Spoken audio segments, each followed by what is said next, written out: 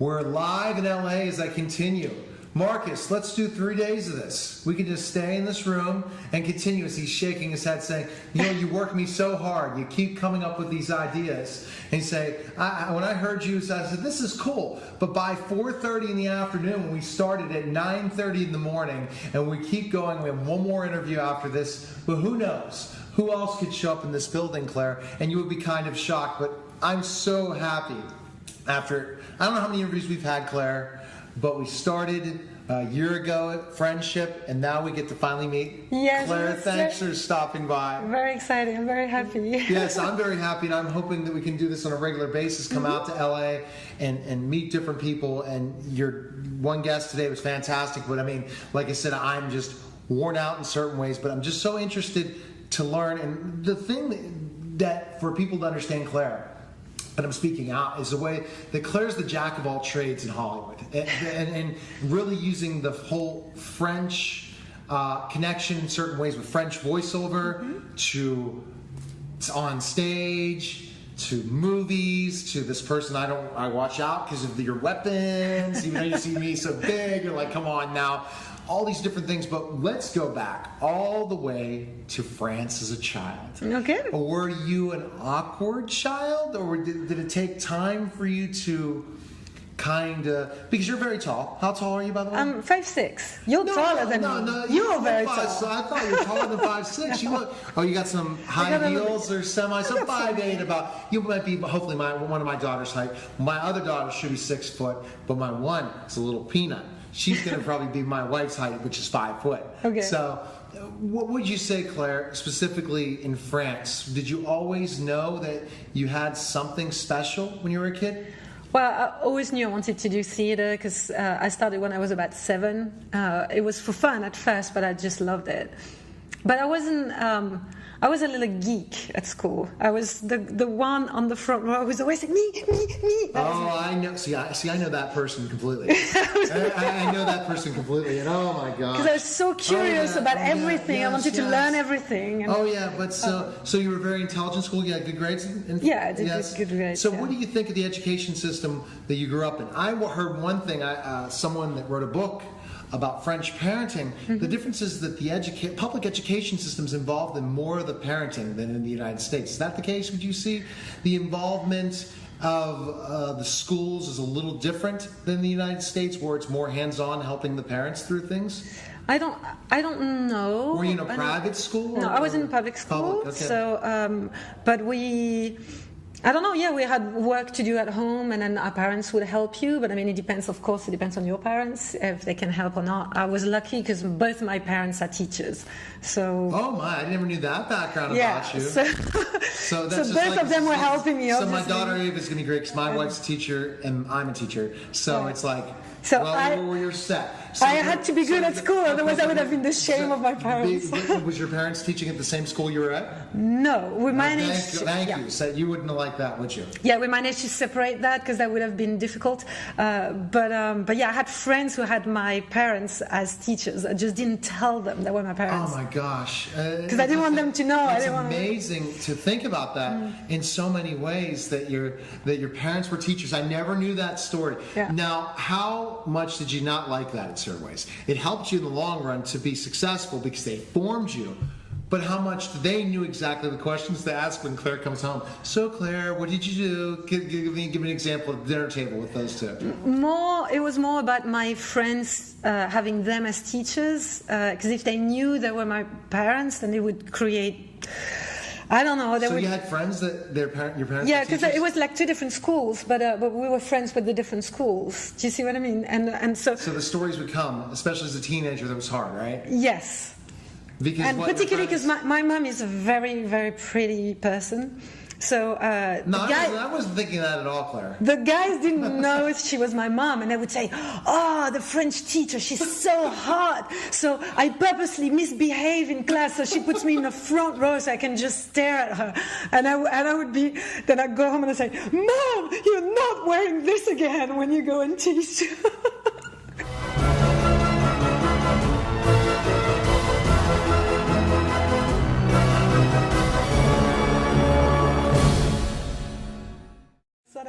I my gosh, that's such a funny story. So that was not what I was thinking. So it's like when you were a teenager, you had guys that you're possibly interested in that were talking about your mom. Yes. You got mad. Yes. And what about your dad? Was he protective because your mom was good looking in ways? Yeah, but I mean, my dad is a very cool person, so he thinks it's kind of funny. Did he teach high school? They taught in different schools. But high school, was he teaching the older kids, the teenagers? Yeah. And what about your mom? Same thing? My mom, yeah.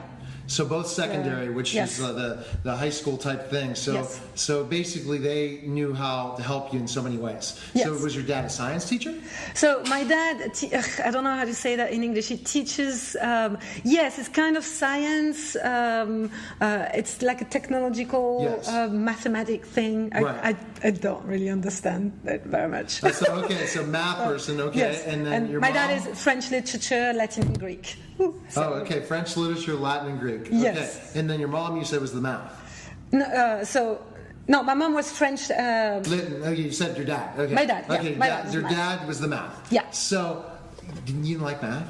I kind of liked math, yeah. I kind of liked everything. I was pretty good at everything. Because how did they work with you? Did they work with you extra, or did they just know exactly where you needed to be always? I guess at first, I'm sure when I was little, I don't really remember it, but I'm sure they were explaining things to me. You probably were able to read earlier than other kids. Yes, they taught me to read when I was very little. So when I first went, I think I was 4. 4 years old. Yeah. Oh my gosh. And because I was kind of born into books, we had books everywhere at home. So that was the normal thing. We didn't even have a TV. We had like one small black and white TV that we would only switch on for the news. So it was the regular thing to do was to take a book and read. That's what we did in my home. That's just wild. Okay. So it's very different than the kids who are growing up nowadays. So you went to university after that, right? Yes, you I did. Was it a very good school in France? Yeah, it was a good school, yeah. What was your major? Medicine. Oh, the second verse, so you were going to be a doctor. Yes, but then I changed. I decided that I didn't want to be a doctor. And Why? I think.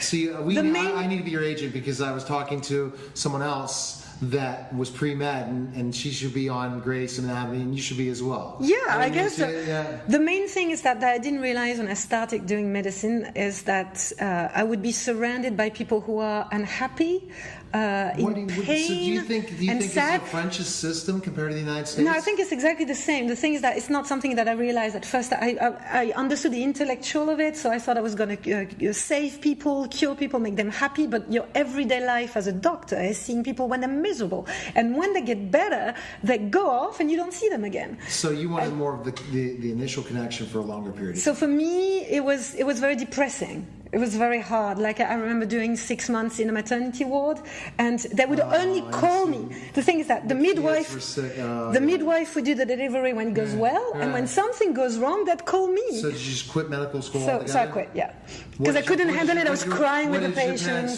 Do they make a lot of money in France for medicine compared to the United States, or not? As doctors? No, I think doctors make a lot less money in France than they do in America, because we have a different system. With our health system, the wages are capped and the cost of things is capped. So do you think that it's so almost like teaching? They don't get paid well as doctors, so it's more about you got to love the profession. Yes. And you wanted to take them home with you.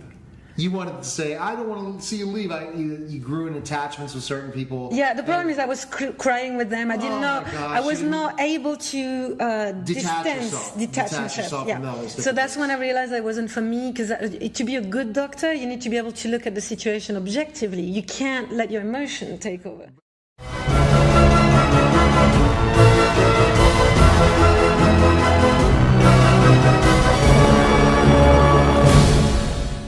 But so how much of a doctor do you know? You pretty much practiced how many years? I mean, as a school. I mean, how many more years till you decided? 6 years. You did 6 years. Yes. So basically you know a lot what a doctor does. Yeah.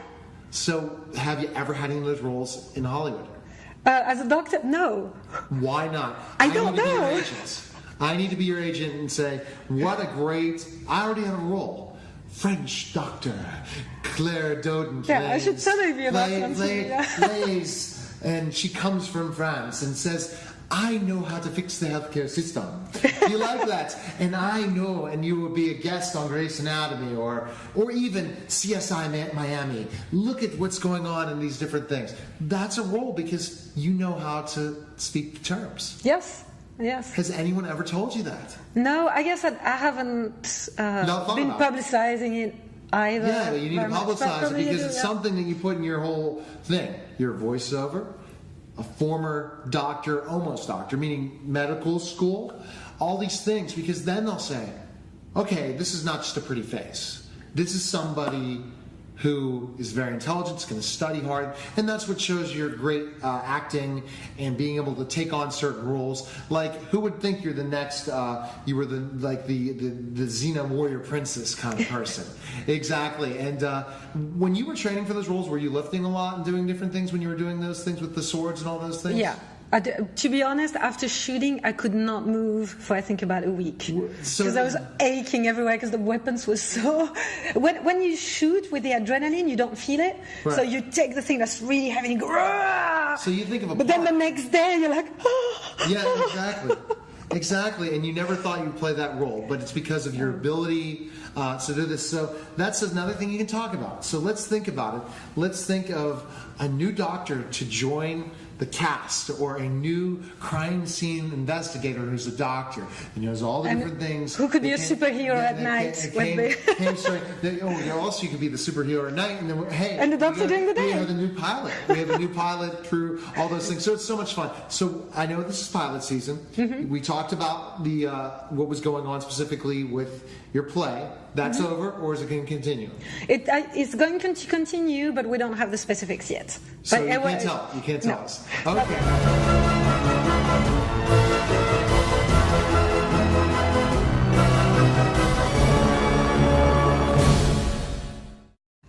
And so I start in the second season.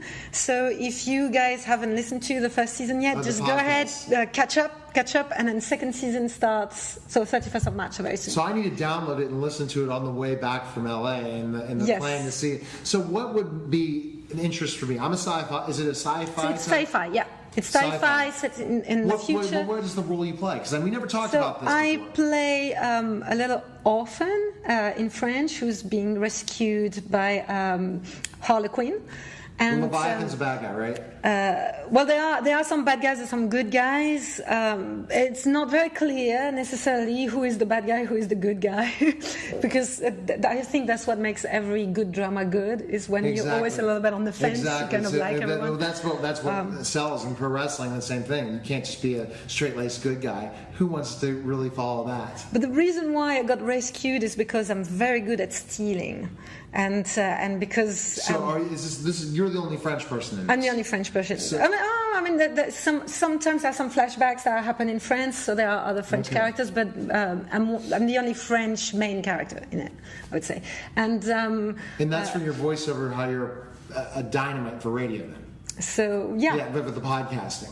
And has that helped a lot in your notoriety in all these things? You had the one that was the following. Absolutely. And you have a huge following overseas, right? Yes. Which you say, even in America. But where are you bigger? In the overseas or in America? It's difficult to tell. I would say probably America, actually. Really? Interesting. Yeah. We have to make sure. So any other things in the works that you can tell me about? No. So, well, We're Alive is also coming back. The fourth season is going to come back, but most likely we're recording in June, so it will be out in August. You have any movies coming up too? You can't movies tell. Coming yes, that one that's called Slough, Hampshire. That has just finished post-production, so I don't know yet where it's going to be distributed, but the post-production is wrapping up right now. So that's going to come out soon. Well, Claire, it was great meeting you. Where can they find more information on you? And I'm so glad we got to connect and find out what's going on. Well, on my website, claire.dodin.net. So it's Claire, C-L-A-I-R-E, and Dodin, D-O-D-I-N. And everything else, and Twitter, Claire Dodin. Yep. Twitter, Claire Dodin, Facebook /Claire Dodin. You're fantastic, and Thank it's you so much. Great to come by. Always fun to. And I never thought that your parents were teachers. What wild! So you're listening again. Thanks again. You're listening to Total Education with Neil. watching, and Total Education Celebrity Show. We'll be back in just a moment.